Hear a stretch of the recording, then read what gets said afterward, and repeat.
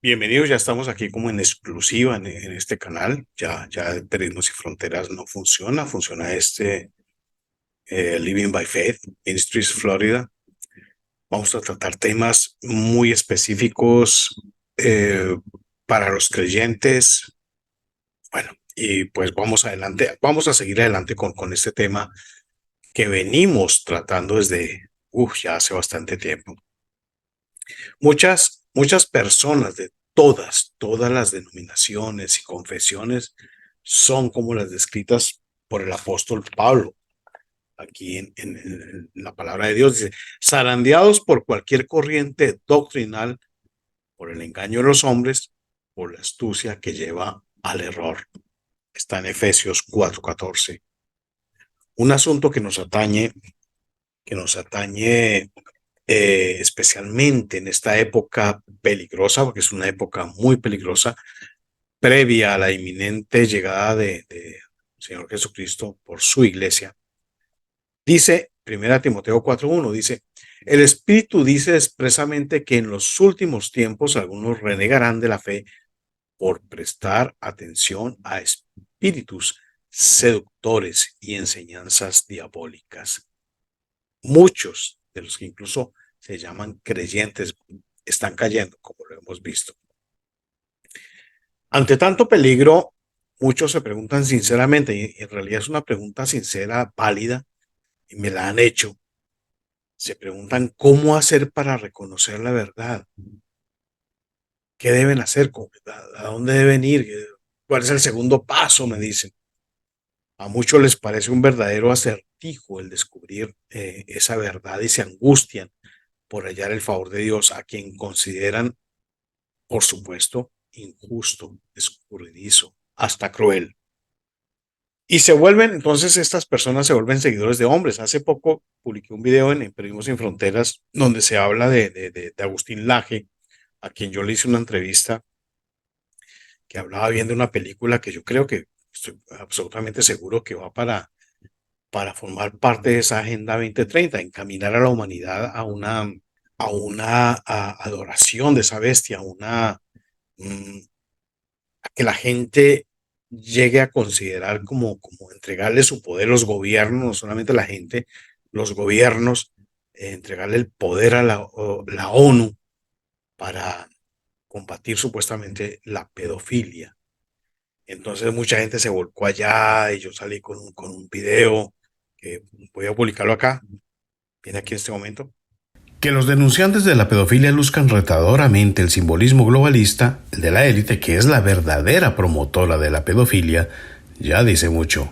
Cuando el humanismo se establece como doctrina ideológica globalista, ya el misticismo pitagórico, hijo del espiritismo babilónico, con su numerología, con su cábala, etc., había cumplido su propósito de control del sistema de pensamiento del mundo.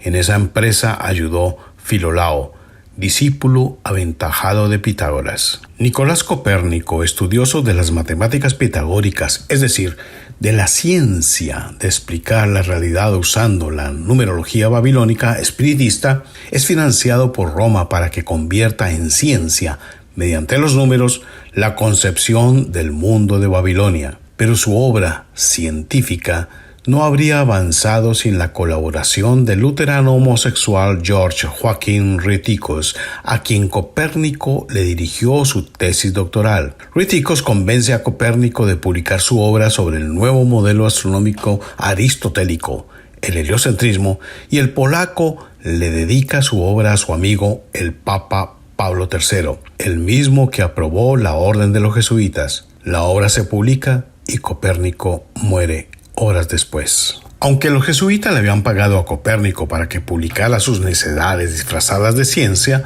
asunto que el Papa de Roma apoyó aún en contra de los razonamientos de los científicos de la época, es la misma Roma la que finge perseguirlo y proscribe la obra de Copérnico que esa misma sede romana pagó, pero un par de años después la autoriza bajo su bendición.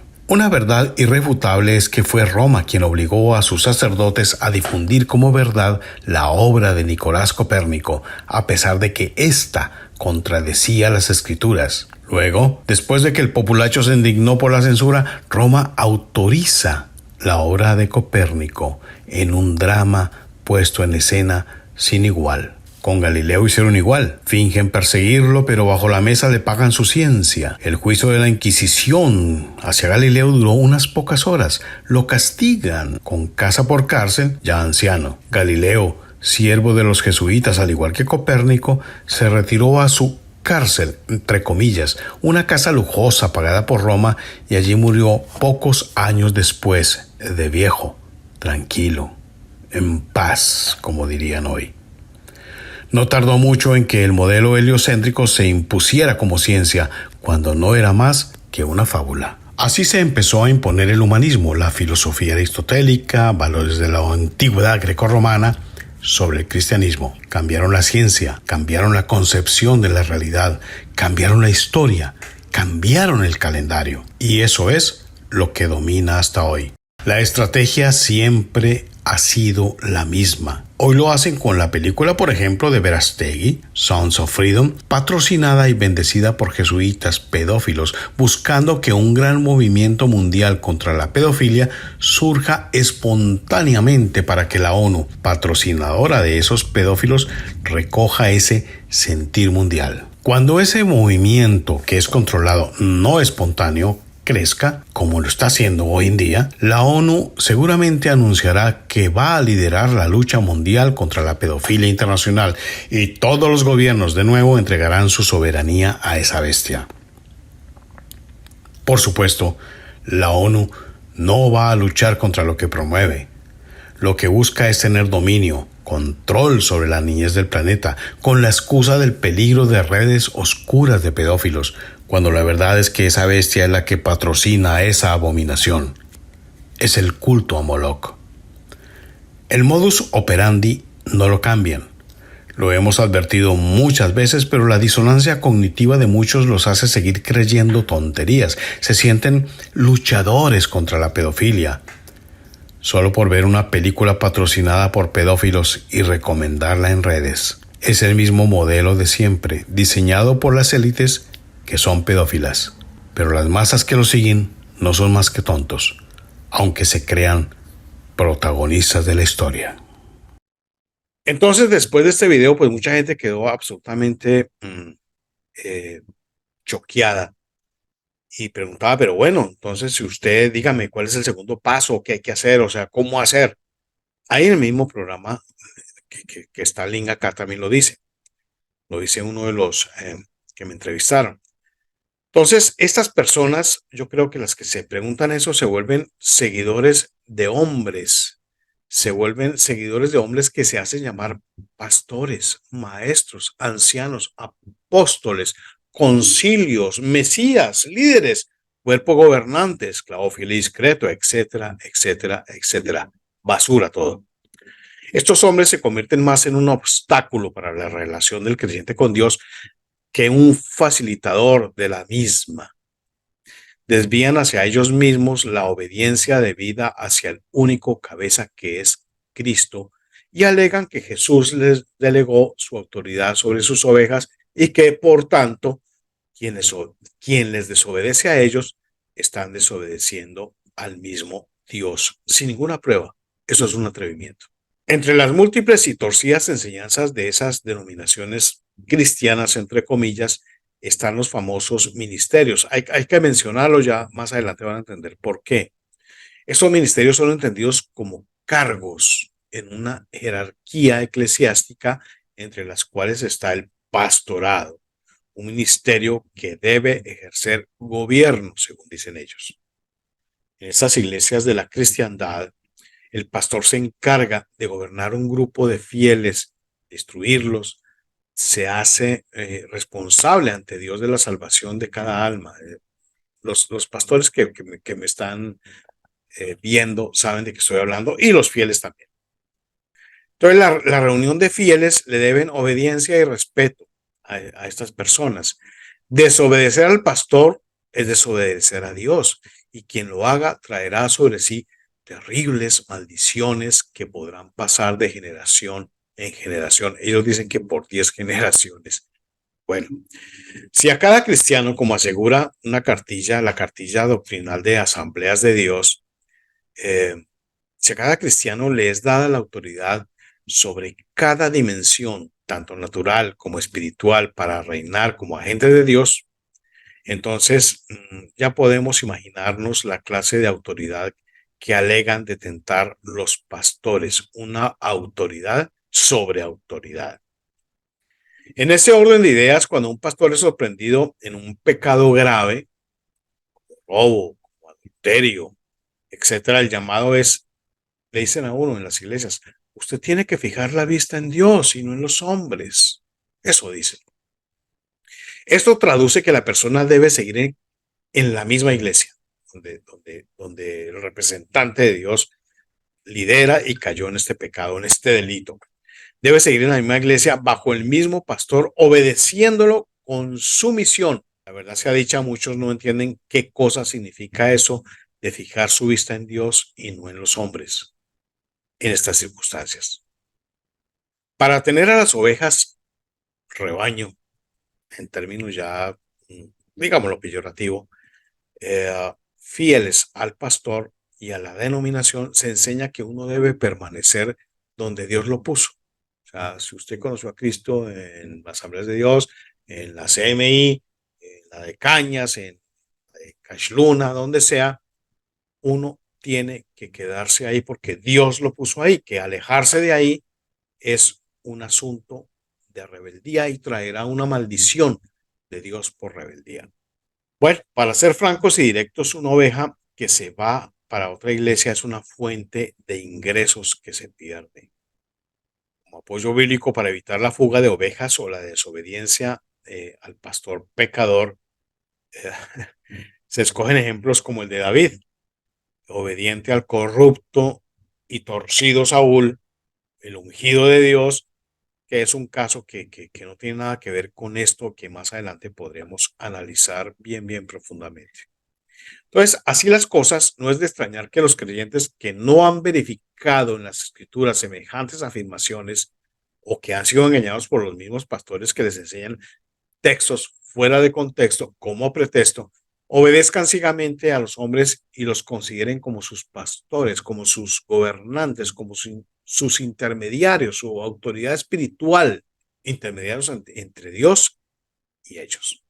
Esto no tiene absolutamente ninguna validez bíblica. Lo primero es que debemos definir qué es ese ministerio de pastor que vemos ahí también, aparece en la Biblia Reina Valera, qué alcances tiene según las enseñanzas de las denominaciones cristianas, de la cristiandad. Podemos resumir el asunto de la siguiente manera. Según la doctrina que alguien gentilmente me pasó, bueno, es un pastor de Asambleas de Dios español, Miguel se llama. Él me dice lo siguiente. Punto A. El ministerio pastoral está directamente ligado con el pueblo. Es un ministerio que debe ejercer un gobierno. B. Jesús se autonombra el buen pastor, ya que el buen pastor da su vida por sus ovejas. Esta es la naturaleza de un llamamiento pastoral, darse entero en pos de la congregación. C. La función del pastor la vemos en Ezequiel 34:4, que es fortalecer a las ovejas débiles, curar a las ovejas enfermas, vendar a las ovejas perniquebradas y de hacer volver a las ovejas descarriadas e buscar a las ovejas perdidas. Bueno, el texto bíblico que me enseña aquí el pastor español dice Ezequiel 34. Dice, vino mi palabra de Jehová diciendo, hijo de hombre, profetiza contra los pastores de Israel, los gobernantes. Profetiza contra los pastores de Israel y di a esos pastores, así ha dicho Jehová, el Señor. Ay de los pastores de Israel que se apacientan a sí mismos. ¿Acaso los pastores no apacientan a sus rebaños? ¿Os alimentáis con la leche de ovejas? ¿Os vestís con su lana y degolláis a la engordada? No vendasteis a la perniquebrada, ni volvisteis al redil a la descarriada, ni buscasteis a la perdida. Aquí hay varias cosas. Primero, el término pastor, poimen, no es lo mismo que sacerdote, ya lo mencionamos, o líder religioso. El término poimen traduce gobernante, traduce rey. Los pastores que mencioné a Ezequiel eran los reyes de Israel. Pastor es Jesús, nuestro Señor, porque es un gobernante, no un líder religioso. El texto no es una muestra de instrucciones acerca de lo que deberían hacer los pastores, sino todo lo contrario. Nos enseña lo que hicieron ellos ocasionando la ira de Dios sobre el pueblo de Israel. Es muy triste comprobar que eso precisamente es lo que hacen hoy en día. Apacientan no a las ovejas, sino a sí mismos, se alimentan a costa de las ovejas y se han enseñoreado de ellas con dureza y con violencia. Acerca de este enseñorearse sobre la grey, Jesús dijo muchos años después, en Mateo 20, 25, 26, sabéis que los gobernantes de los gentiles se enseñorean sobre ellos, y los que son grandes ejercen autoridad sobre ellos. Entre vosotros no será así. Esa es la versión de la Reina Valera, y eso es lo que llamamos la doctrina de los Nicolaitas. La orden de nuestro Señor Jesucristo es muy clara. Entre sus discípulos nadie debería enseñorearse sobre los otros, nadie debería ejercer autoridad sobre el resto de creyentes. Cuando comparamos esta orden de nuestro Señor Jesús con afirmaciones como la de mi amigo pastor de la Iglesia Asambleas de Dios en España, que dice: así pues, cuando la palabra dice que los fieles tienen que obedecer a los responsables de la iglesia local y sujetarse a ellos, eso no dice la palabra, pero bueno, significa literalmente que deben doblegarse bajo la autoridad de ellos. Eso no dice la palabra, pero bueno, sigue diciendo el amigo Miguel. Es decir, doblegarse a la autoridad de Cristo en ellos. Insistimos que a la autoridad a la que se doblegan es a la del Señor en esos ministros, no al dicho de los hombres. Es menester erradicar toda falta de auténtica obediencia y sujeción a la autoridad pastoral, porque no olvidemos que el reino de Dios está en la iglesia de Cristo y siempre permanecerá. Pero, ¿y los que no viven conforme a él y a la autoridad? Dice el pastor Miguel de España. El pastor utiliza el texto de Hebreos 13:17 para sustentar ese punto. Por ahí tengo los correos.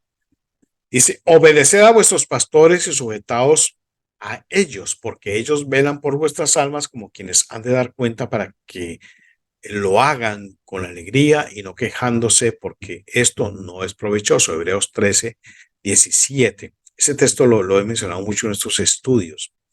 Lo primero que hay que mencionar de esta traducción es que la palabra vertida aquí para pastores no es poimen, que es gobernante, es un término griego que se traduce como pastor, que es gobernante.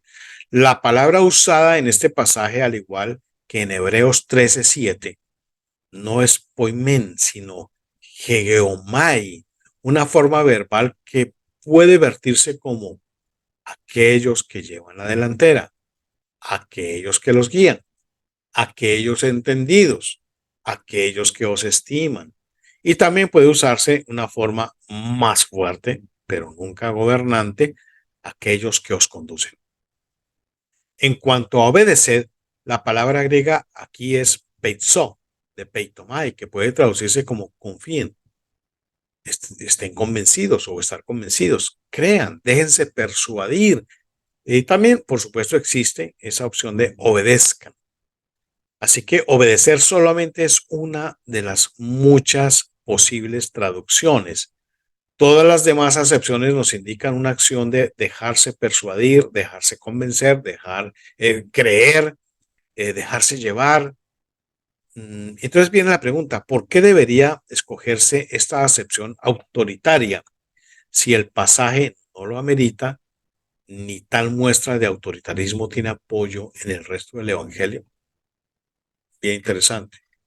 Un comentarista bíblico afirma: el significado básico del término griego utilizado, peitomai, implica que la aquiescencia otorgada por la persona cristiana surge como resultado de tener confianza. Primero hay que tener confianza, de estar convencido y luego de creer en lo que proviene de esos hermanos cristianos, no autoridades, hermanos cristianos.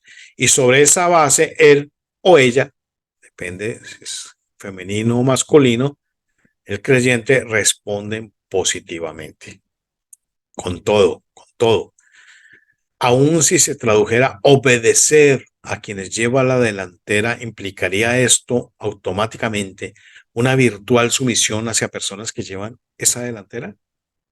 La respuesta siempre será negativa, puesto que el mandato de Cristo no se limitaba solamente a que los cristianos se hicieran llamar maestros o líderes o rabís, sino que prohibía rotundamente el mandato de Jesús, prohibía rotundamente el que alguien asumiera una posición de autoridad, doctrina de Nicolaitas, sobre sus hermanos creyentes. Dice Mateo 20:26, y los que son grandes ejercen autoridad sobre ellos, pero entre vosotros no será así. ¿Por qué razón? Pregunto de nuevo. ¿Deberíamos aceptar una traducción autoritaria abusiva, hay que decirlo, pudiendo optar de manera perfectamente válida por otra traducción más acorde con el mensaje total del Evangelio? Eso lo seguiremos analizando en nuestro próximo estudio. Muchas gracias.